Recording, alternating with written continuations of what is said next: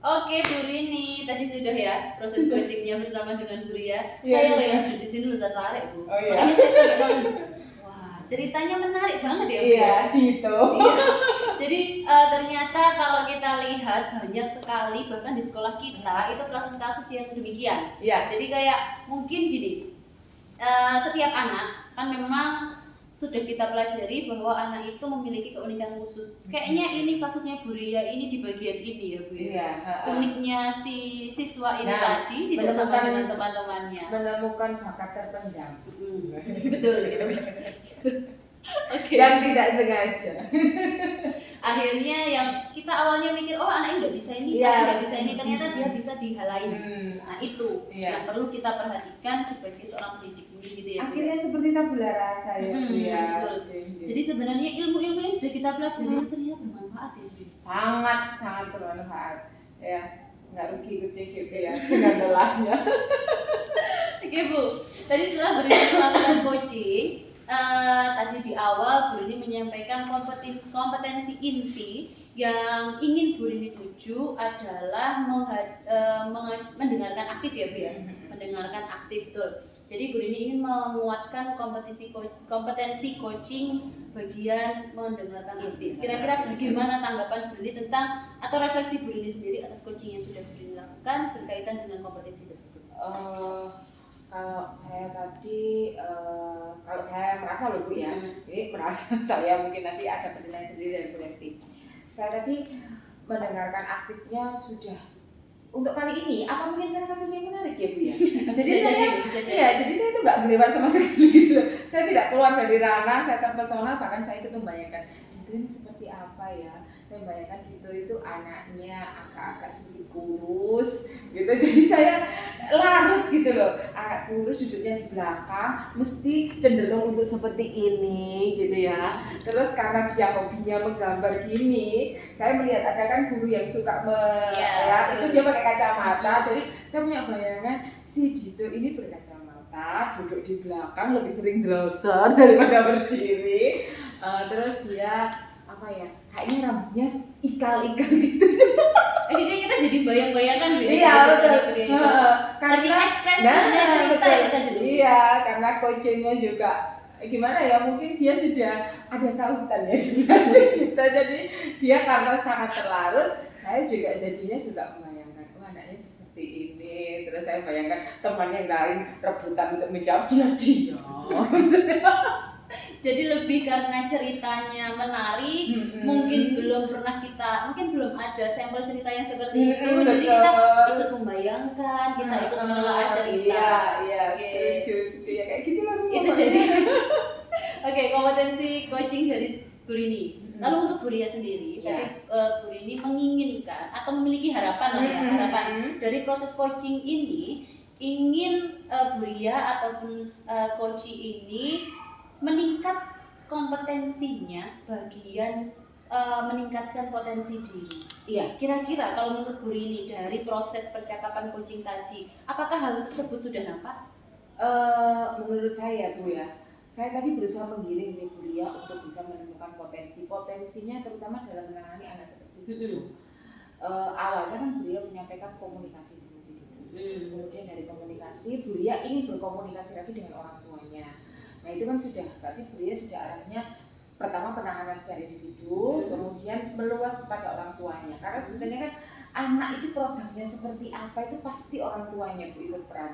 Gak mungkin kalau orang tuanya nggak berperan. Jadi Dito seperti itu pasti ada tanda-tandanya orang tuanya seperti apa, dan Bu Ria bisa melihat itu Bu. Jadi dia bisa mendekati posisi yang dia apa ya, intinya dia itu bisa gitu loh Bu.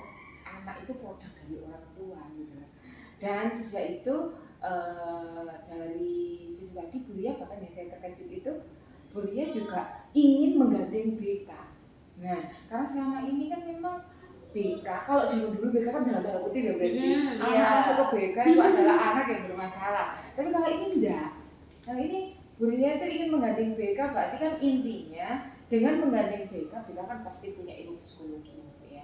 Ilmu psikologi yang bisa diterapkan ke anak-anak. Jadi saya yakin dengan potensi dari Bu Ria yang mau menggabungkan dari seluruh unsur, dari dalam, dari luar, saya yakin nanti Dito yang awalnya bukan apa-apa akan menjadi apa-apa. Itu sebagai tujuan ya Bu? Iya, tujuan akhirnya, dan dia semangat loh Bu tadi, yakin bahwasanya dia pasti akan bisa menggiring Dito ke arah yang lebih baik.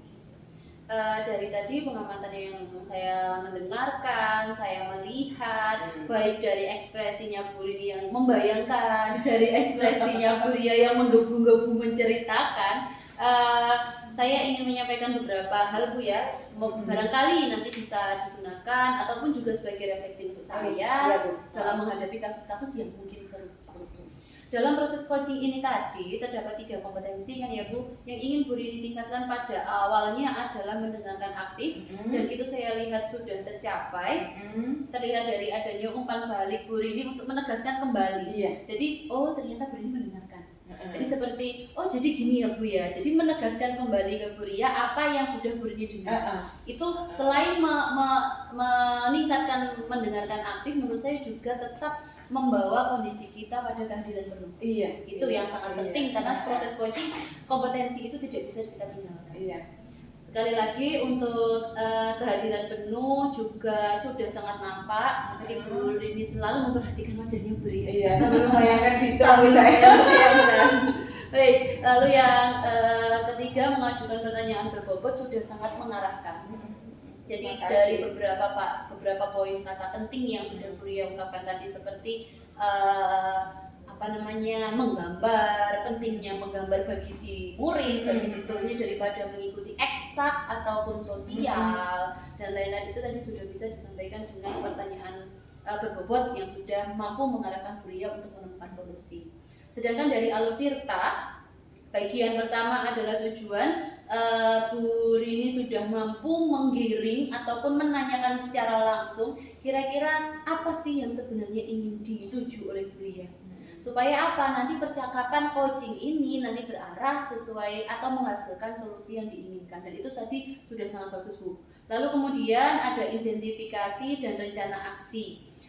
Identifikasi cerita tadi, Bu Ria sendiri menyimpulkan bahwa permasalahan ini seperti ini. Mungkin bukan masalah sih ya, tetapi hal unik. Jadi Bu Rini mengarahkan, Bu Rini memberikan pertanyaan ataupun pernyataan pemantik agar Bu Ria semakin bisa mengidentifikasikan hal-hal dalam ceritanya yang mungkin bisa mendorong Bu Ria untuk menemukan solusi.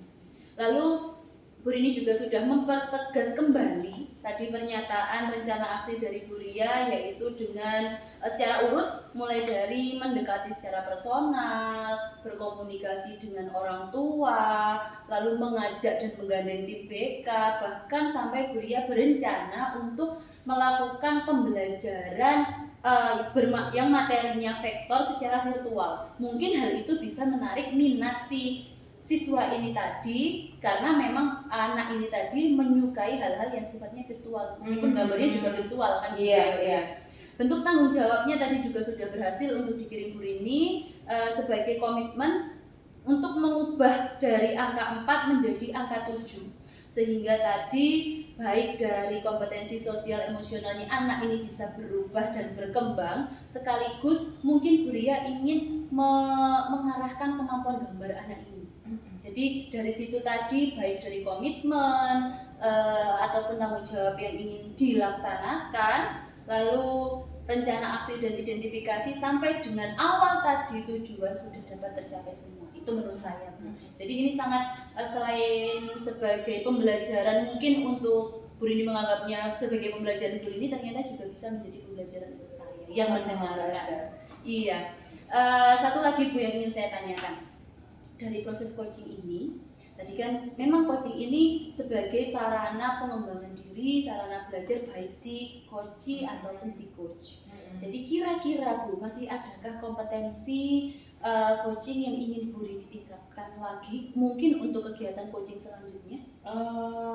Sepertinya kalau saya ya, untuk saat ini saya ingin meningkatkan itu Bu, pertanyaan saya. Mungkin saya ingin belajar bagaimana saya bisa membuat pertanyaan-pertanyaan yang lebih memancing lebih dalam terhadap suatu permasalahan yang diduga oleh teman. Itu siswa atau murid lah, yang penting yang mau coaching sama saya ingin pertanyaan saya itu simple tapi membuat dia itu mengeluarkan seluruhnya. Nah itu ya Bu kadang yang sulit ya. Makanya Iya. kita sama-sama belajar, Iya. sama-sama saling mengingatkan karena nantinya nggak mungkin kita akan hidup sendiri, pasti Betul. berdampingan. Jadi itu mungkin ya Bu Rini yang bisa saya sampaikan. Terima kasih Bu Desi. Ya, nanti kita sama-sama belajar lebih lanjut lagi. Oke. Terima Terima kasih. kasih.